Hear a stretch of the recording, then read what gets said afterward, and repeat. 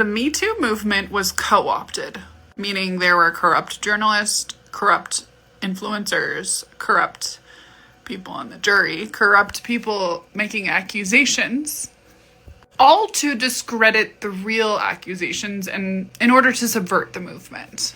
And this is something that I talk about with Paz de la Huerta on the podcast that I posted yesterday, so go check that out. But this is something that's happening right now in the Epstein space. Yes, some of your favorite Epstein creators are compromised. And, you know, when some people started to expose this, they lost their pages.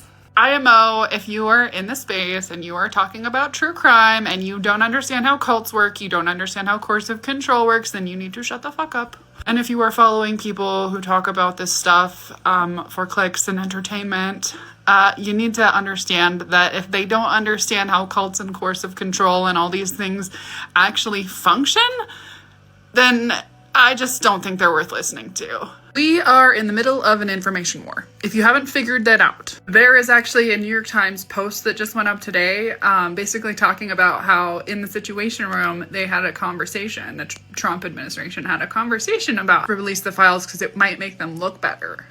So I have all these MAGA people up in my DMs that are like, oh, well, he released the files. Well, he did that intentionally in order to confuse you, to make you think that he was trying to be transparent.